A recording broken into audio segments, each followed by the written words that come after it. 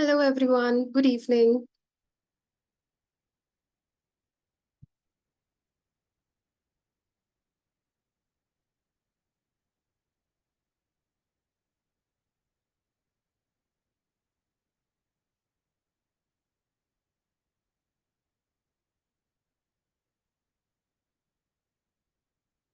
Hi, good evening, everyone. So, my name is Kirti. I'm a lead coach nutritionist at Daily Bloom IBS.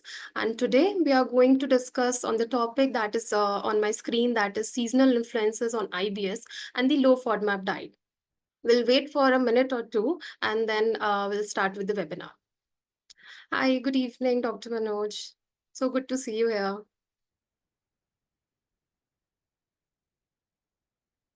While everyone is joining, I would really request if any one of you have any question, you can put in the chat section so that I'll answer it to you at the end of the session. We usually have these master classes class by our nutritionist and the wellness coaches. So every Saturday at 5 p.m. you can join and you can explore and you can know more about IBS and related to it, either about nutrition or the mental wellness part or physical wellness. So every Saturday you can join in for half an hour and definitely that will be beneficial for you. I hope I'm audible to you. If you can just put message in the chat section. If you can just confirm once, yes or no. So it will be really great.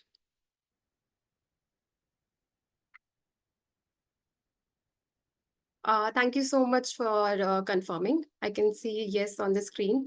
So before starting this masterclass of today, I know there are a lot of doubts that are around, or there are a lot of myths that we have already discussed in the previous sessions of on the master classes. So today I'm going to clear a few of the things which are still in mind, or maybe we can say whenever there is change in weather, or where there is change in weather, people specifically with gut health issues or talking in specific IBS face a lot of issues. So today we'll be discussing in detail about those, and anywhere you have any doubt or you want to know about something in specific, you can definitely drop a message in the chat section.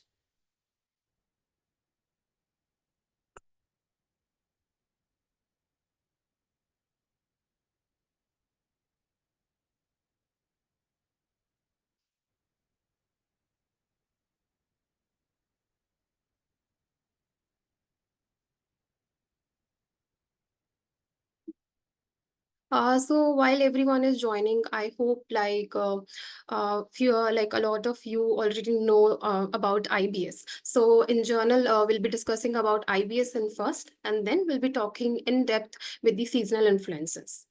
So in a minute, I'll be starting the webinar.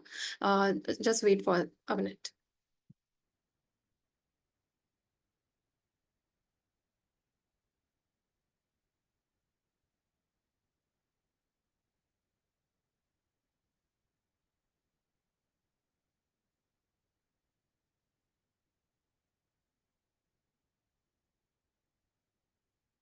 Now's the time to start with our masterclass now. So today, good evening, everyone. My name is Kirti, and I'm a lead coach nutritionist at Daily Bloom IBS.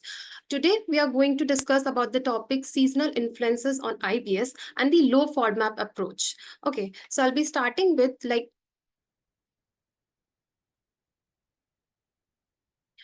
firstly, I'll be starting with what is IBS.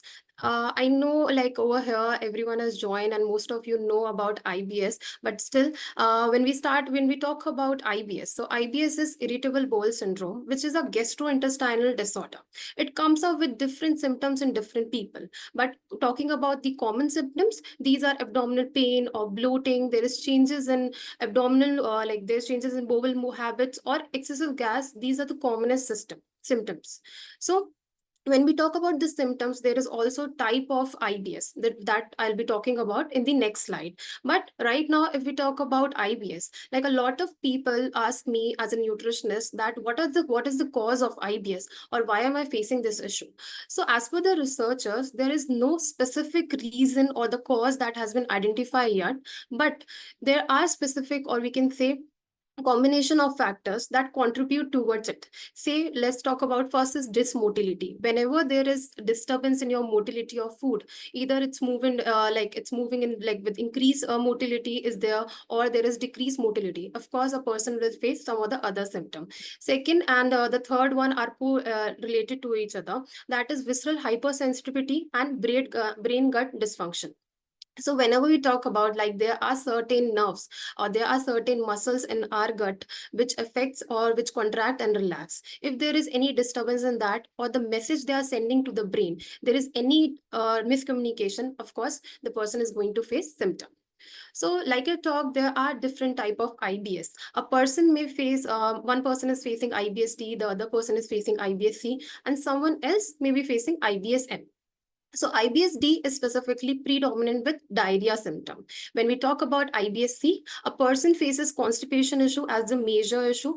When we talk about IBS-M, that is mixed type. So basically in this, bowel habits, both constipation and diarrhea can come up. So people usually ask this question to me, like, why am I facing sometimes constipation and diarrhea? Because you as that person is someone who's facing IBS, who has IBS-M. That is, for a short period of time a person will face diarrhea and then develop constipation with time. So these are the types of IBS. The next slides, obviously, we'll talk about the low FODMAP diet. So before going into depth about how the season or what is low FODMAP diet, I would really like to ask how many of you know, like, how many phases are there in the low FODMAP diet? If you can drop in the chat section your answer, it will be really great. If you know, like, there, like, we can start with, do you know, like, how many phases of low FODMAP are there? There's only one phase, two phase, three phase. So what do you think? I can see a few of the answers in here.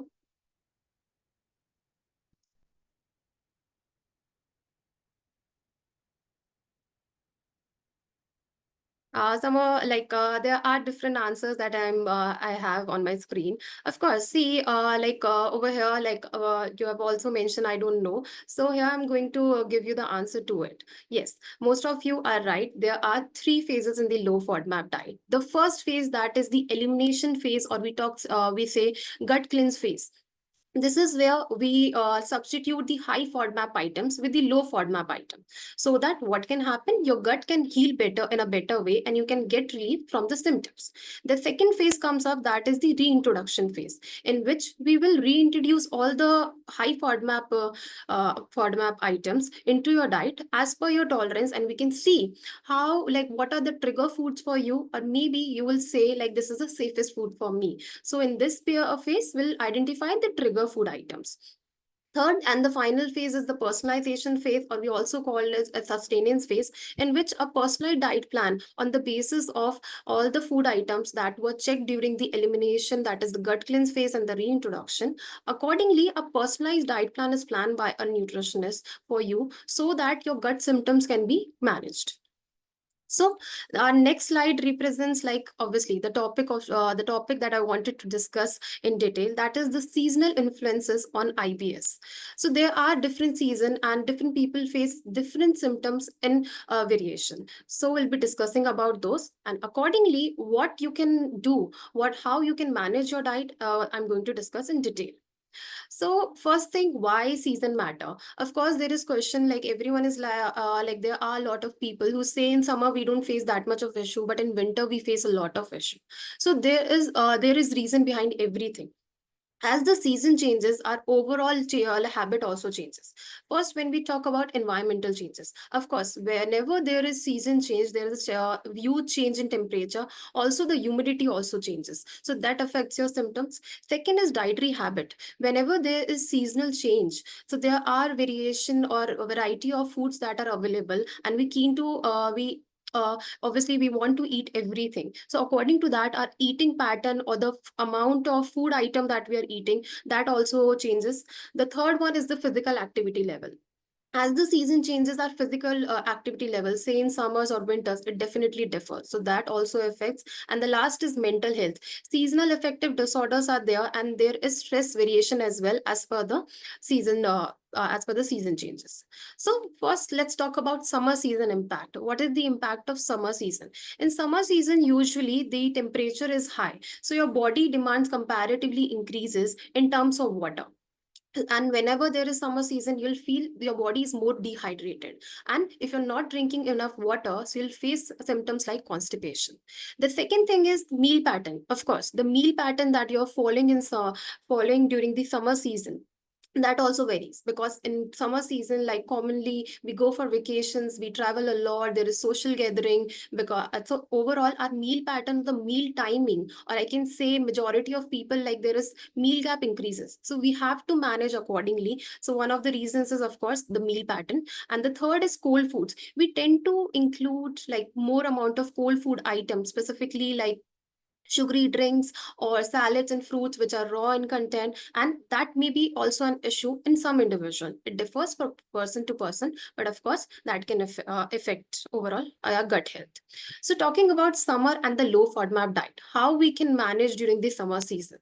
The first thing, of course, we have to stay hydrated. The amount of water that you are drinking, that affects your gut health, your digestion, your absorption a lot. So we have to keep in mind that we stay hydrated. Keeping in mind our electrolyte count, so you can include like lemonade, coriander mint water, iced teas, or any kind of decoction drink can be included into our routine, like fennel seed water or jeera water, cumin water, which we usually say cumin water, or cinnamon water, are really helpful. Regular meal, that is the small and frequent meals, which we whenever we deal about when we say our gut health is affected, of course we have to keep in mind that our overall meal pattern has to be like small meals and frequent meals. So we have to keep in mind. Third is gut friendly food items, the food items which are suitable as per our health, our gut, that has to be included. Fruits like oranges, unripe banana, which is low in FODMAP, papaya, kiwi, and strawberries. These are very easy to go and really good foods that we can include into our diet. Vegetables like cucumber or lettuce can be included. We can make salads out of it, or we can add in into our raita. And of course, keeping in mind the protein intake in our diet, so we can include like chicken, fish, tofu, or also pulses, which are low in FODMAP, can be included during summers. The next season comes is spring season. Spring season, there are different effects from in comparison to the summer season. First, when we talk about diet, of course, there is transition in diet. Increase in fresh fruits and vegetables is there, but whenever there is changes in fruits and vegetable availability, the tendency to include those also increases from the human nature. Okay, so we have to keep in mind that whatever we are including, it's up as per our gut health or our tolerance. Second thing, outdoor activities, more physical activities is there in the spring season as the season changes. So that is a very good thing, because whenever we have gut health issues or talking about in general, physical activity is very important. And the third is allergies come up whenever there is spring season. So there could be like the allergies could be directly or indirectly affecting you, and hence causing inflammation or swelling in any of the body parts. So that can also affect IBS. How we can manage? Of course, these are the points that will help us to manage our diet during the spring season. We can include like gradually we can include fresh fruits and vegetables. Examples such as strawberries, oranges, kiwi, or vegetables like zucchini, green beans, radishes can be included. But keeping in mind, as per our tolerance, as per the suggestion by the nutritionist, we should include hydration, of course, which is very important. So drink plenty of water, and make sure that you include herbal teas to stay hydrated and support digestion, because water is one important food. Herbs, fresh herbs like basil, mint, or parsley, these are very good, and you can include in these, and these doesn't cause any, or these doesn't trigger your symptoms, so you can definitely include. The next season is fall season.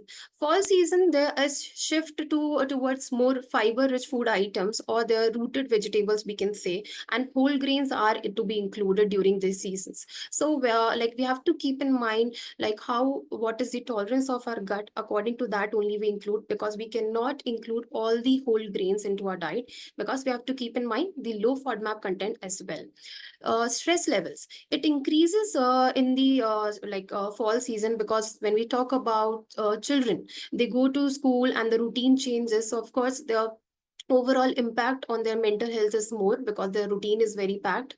And also the physical activity, so there is variability in outdoor activity levels, because the temperature drops or changes. So accordingly we'll have to manage how you can manage your diet during the fall season, keeping in mind the low FODMAP fruits, such as like you can have unripe banana, papaya, kiwi, oranges.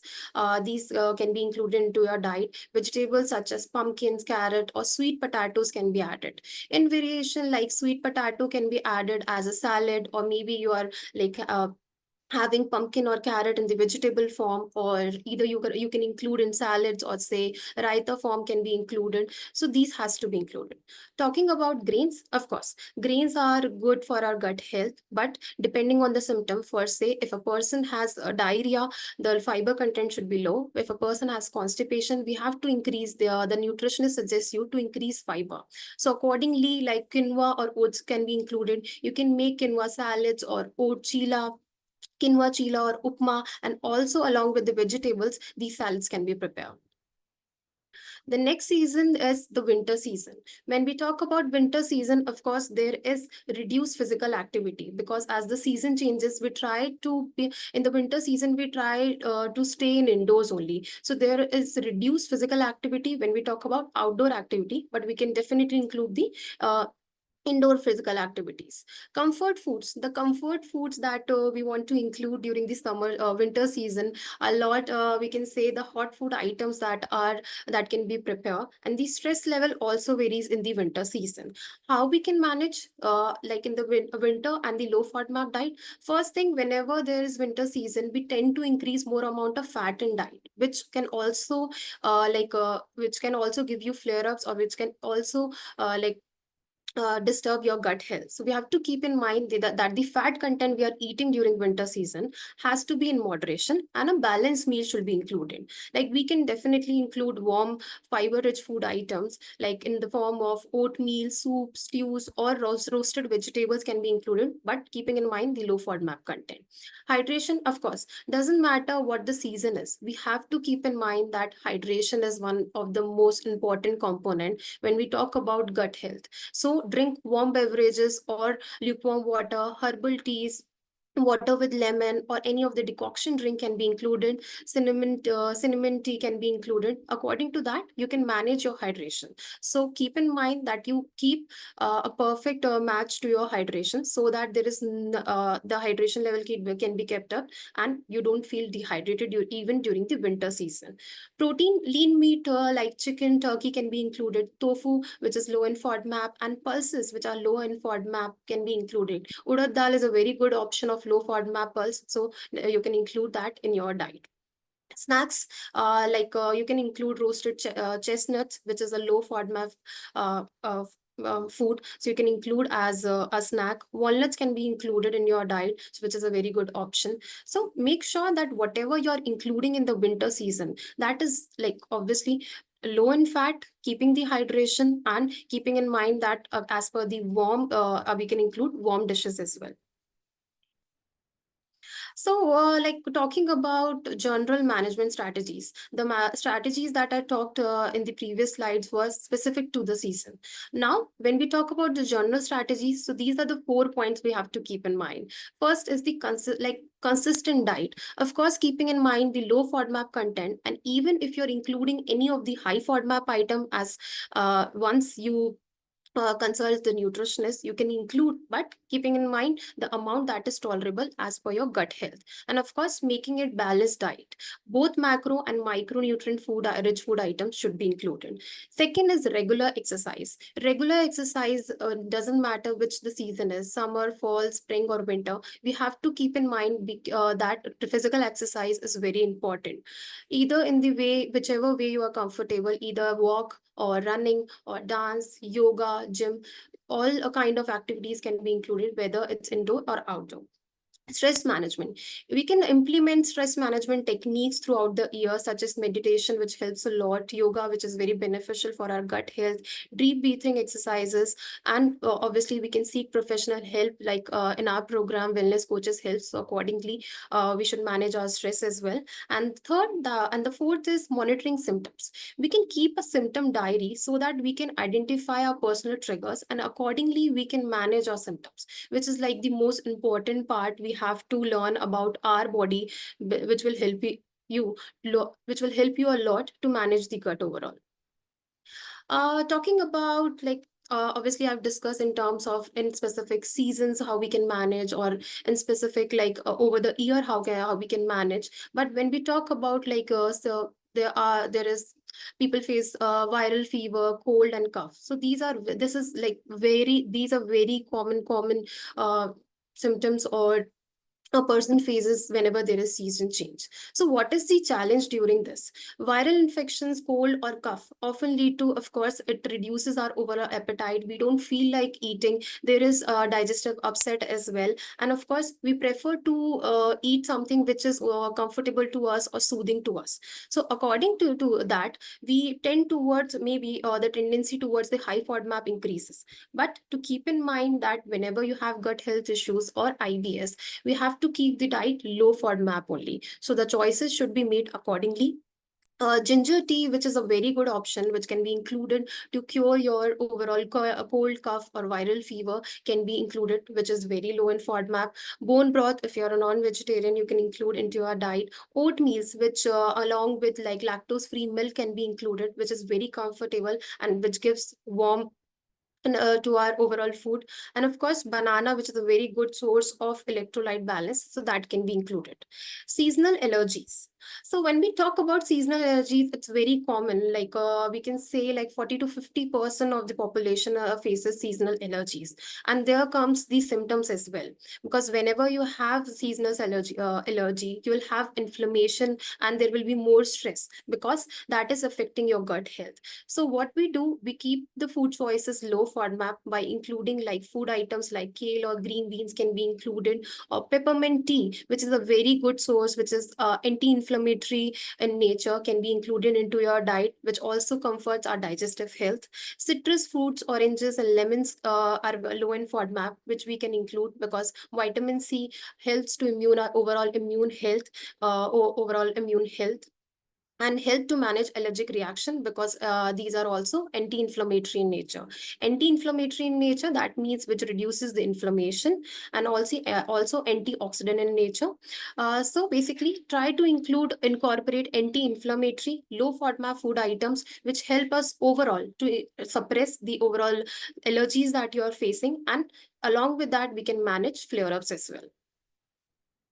Talking about heat stroke and IBS, in the previous few months, a lot of people faced heat stroke issue, and they mentioned that our IBS symptoms have increased a lot. So, of course, that whenever we talk about heat stroke, there is severe dehydration in our body, and as per that, we also face a lot of stress. So, so our mental health and gut health both increases. Few people face diarrhea issue and abdominal pain or cramps are there, and few people also face constipation because there is too much dehydration.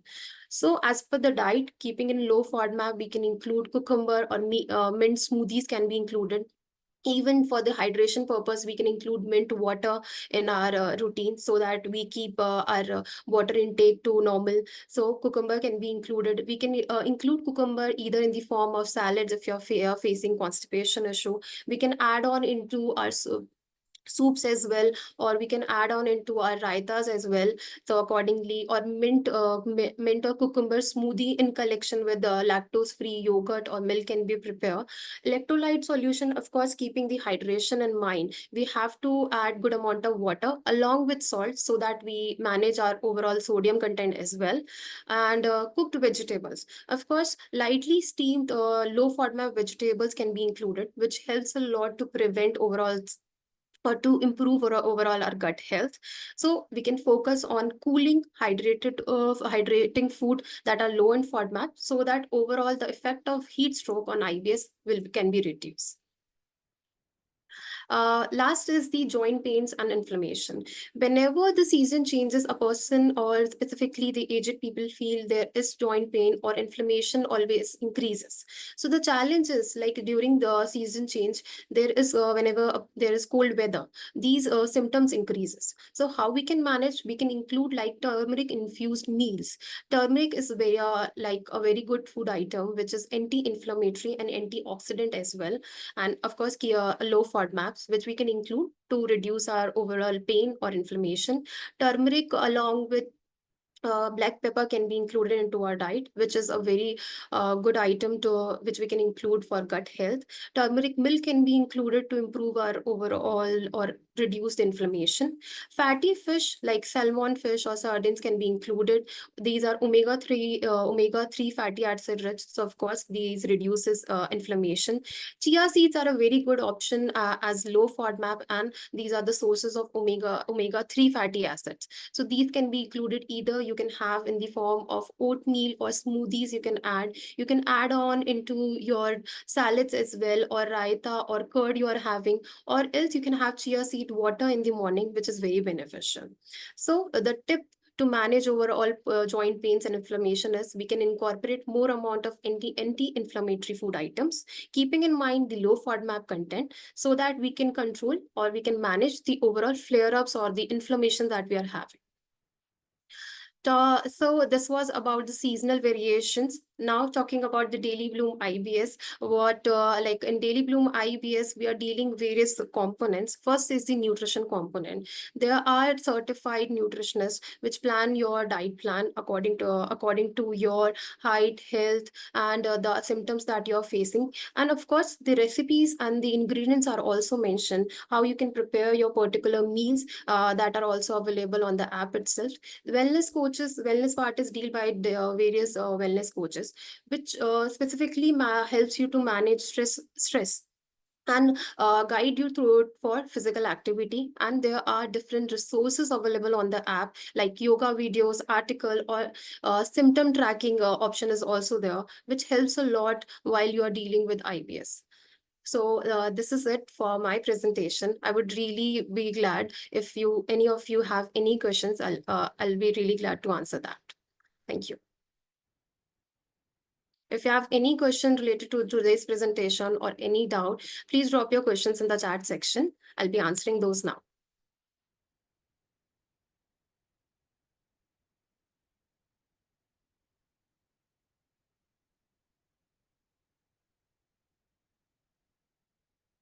Thank you so much, Dr. Manoj. I'm really glad that you liked it. And I hope all the inputs that I've given today will really help you to manage your IBS symptoms whenever there is season change.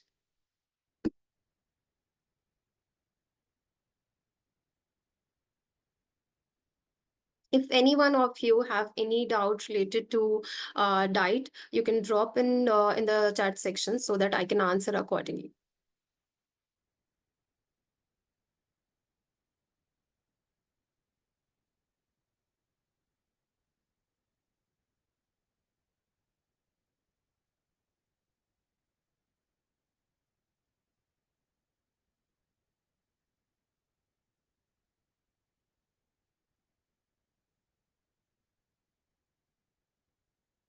Yeah, so like when we talk about low FODMAP decoction drink, so there's a question. So according to that, what we can do, like we can include decoction drink for hydration purpose, and of course, keeping in mind the gut health issues that the way they help to manage our overall symptoms. So chia seed water, cumin water, or fennel water, or in combination chia seed water and lemon can be included. Ginger lemon water is a very good option as a decoction drink, or turmeric water whenever you have fever, cold, or cough can be included. So this way, a lot of decoction drinks are present, which you can include into your diet, so that like overall your symptoms can be improved.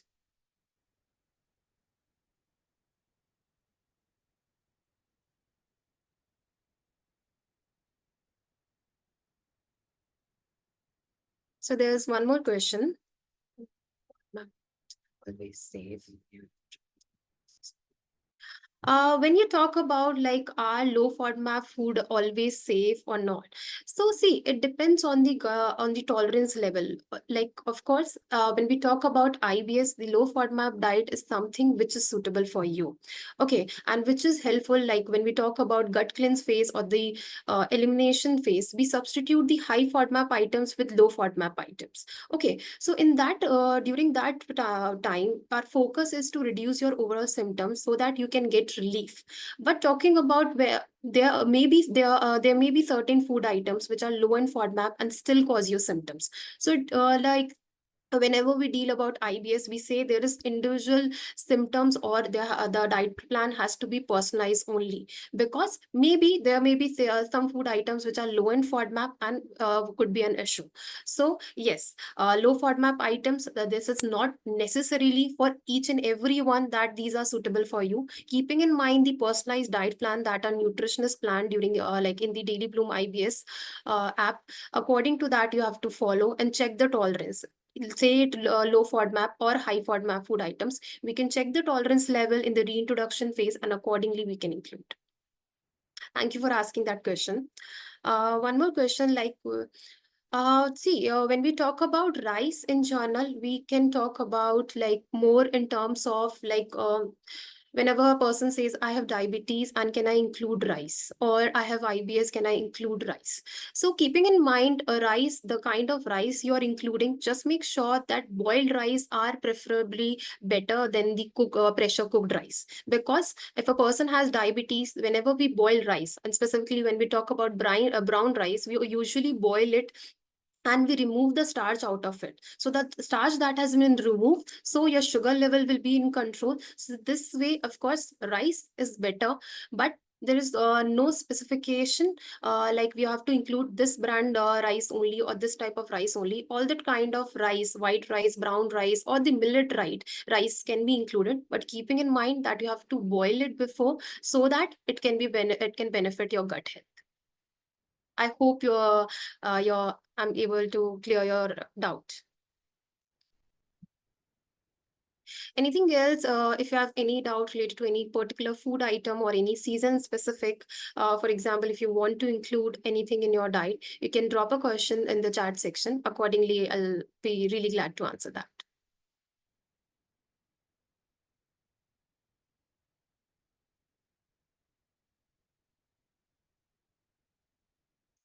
So I think my presentation was enough to like overall explain and to guide you throughout the how we can change our routine and how we can manage our symptoms while the season changes. So with that, I'll wrap up this session. Thank you so much, everyone, for joining. I'm really glad that you all joined today. Thank you so much.